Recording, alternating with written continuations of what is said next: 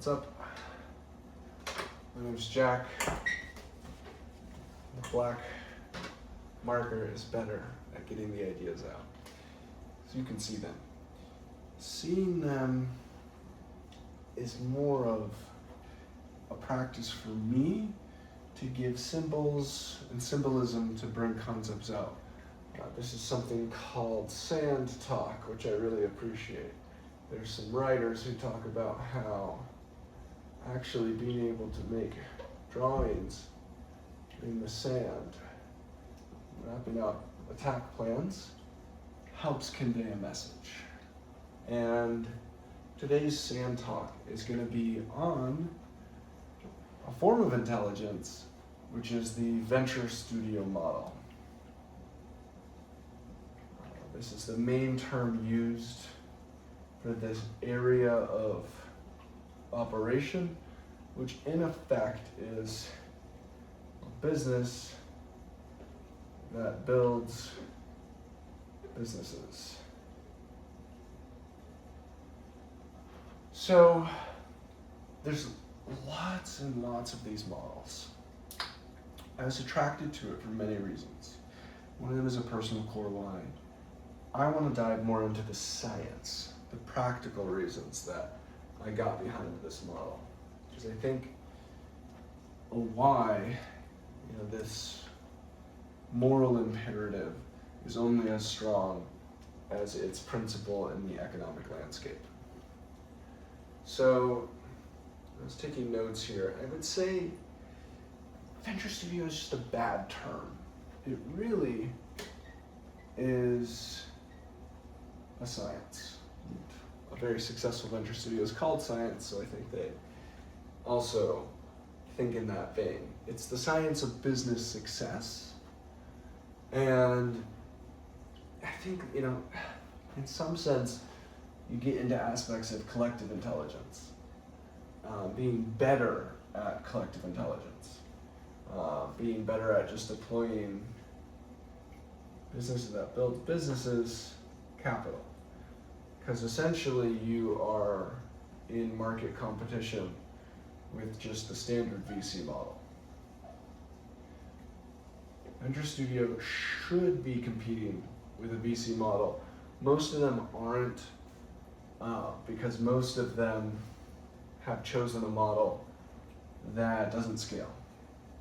And so actually you lose a lot of the advantages of the venture studio model, and I think that's why the term isn't that sexy. I actually want to redefine this term today. That's part of the goal, is to search for a better statement of truth. So venture studio is a business that builds businesses, but the version that really calls to me is the science of building venture studios, the science of business success, or what we could call venture science. It still doesn't properly give a name to, a studio. So that term is closer, but not all the way there. It's closer because it's the practice.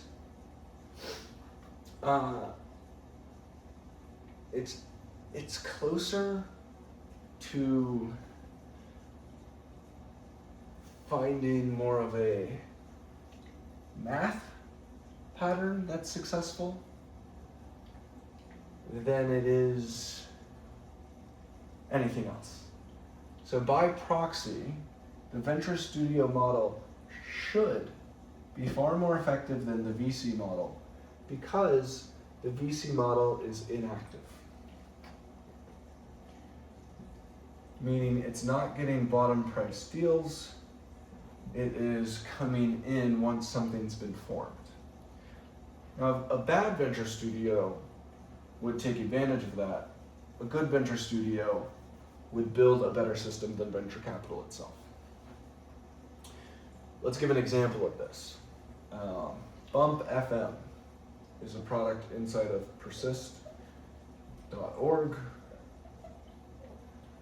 and it was created in partnership with Jeremy Gardner, who previously built a $1 billion protocol And thus the thesis created from the work in the venture studio, because the science of studying what businesses are working and which ones should work, some of the first principles, allows you to see inevitable bets. So the inevitable bet here is Bump is trying to go after being a speculative market for the music industry. Sports gambling for music. It should exist. In fact, it should be bigger. I won't go into that. I'll go into the mechanics of then what this looked like. For a VC, they would invest at a $50 million mark. So if they have $1 million, they put $1 million, let's say they put 2, and so they end up owning 4% of the company. Now Persist raised $2 million as a venture studio and is a third partner in Bump, because Persist focused on a strategic angle to find technological, hyperly skilled people. And that is part of the method of active participation that gives an outside advantage. But Jeremy might have needed to spend a ton of money.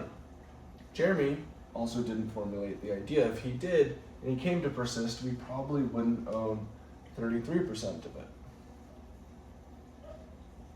Now, Persist's total investment in this was just until this company, Bump, started funding the devs who built the product in the initial stage. And I think that total cost was around $50,000.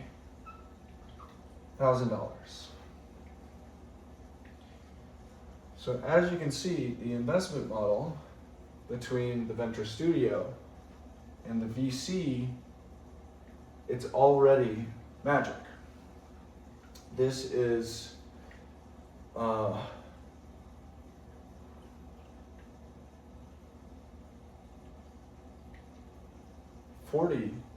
times less capital and roughly 8 times more equity, over 8 times. So it's 320x more efficient in this case. So then the question is, was this a scalable mechanism to get here? And the answer is yes. The answer is there's 30 other companies created inside of Bump for less than this amount. So the de-risking mechanism for the capital that is acquired is massive if venture studios ran in a venture science manner. Now what's interesting about a venture studio that is applying venture science is not only that it can create better outsized returns, and I'll explain to you the standard venture model, and then I'll try to get into defining what our future is.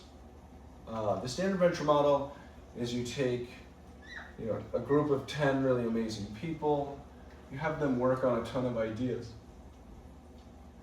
Through working on all those ideas, what you're doing is you're de-risking your capital allocation, because rather than just funding one outright or owning a lot less, so you're taking advantage of this. And then when something starts showing prowess, you bring those team members over. And these often come with a shared thesis. These businesses will be somewhat aligned, typically, such that the work done in these directions was helpful for this outcome. And so that's why a venture studio model does work naturally. Now, the difference is in Persist, what we're doing is we are seeking to build initial success from I'll make this an infinity symbol, from the whole collective opportunity of talent out there. And so we're a talent search engine that leads to many different spin-offs and businesses. What that means is, rather than closing old projects, the people that we're building from the talent machine, who gain practical knowledge, we're able to pivot them as we see them moving around. We get new ideas from them. We study what made this person more successful than this person.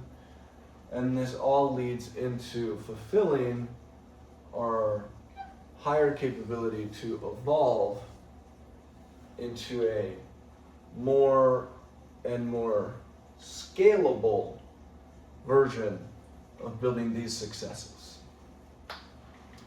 So that's the fundamental process.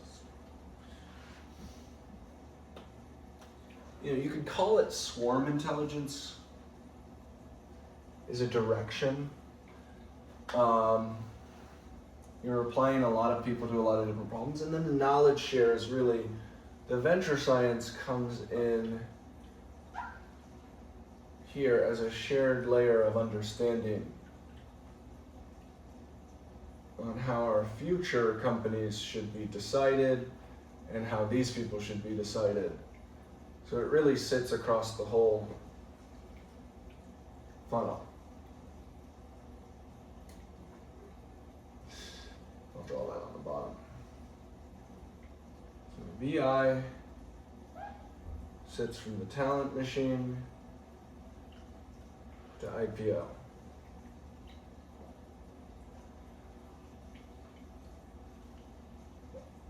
And so what you get here is a better understanding of how to go from seed to IPO as the studio itself evolves its venture science.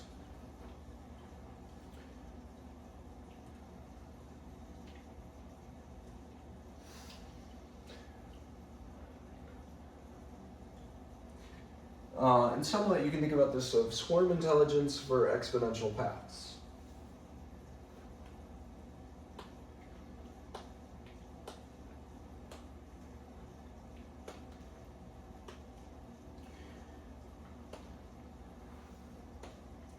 So I want to try to define a name for this model. What I've been using so far is venture fellowship.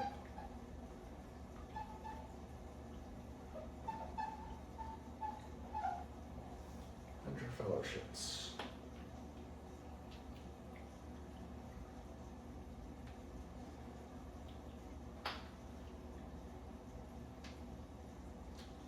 I like this.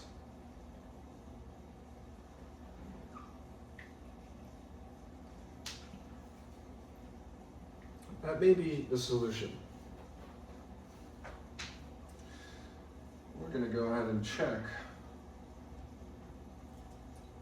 if venture fellowships is available. I think I might already own venture fellowship.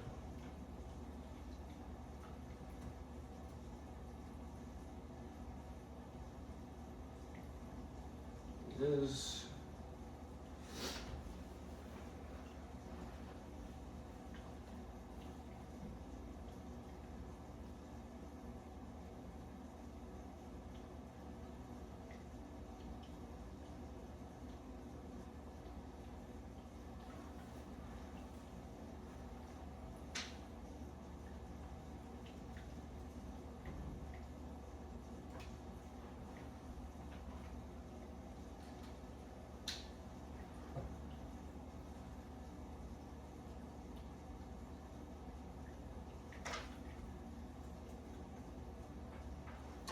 And I should end the video now.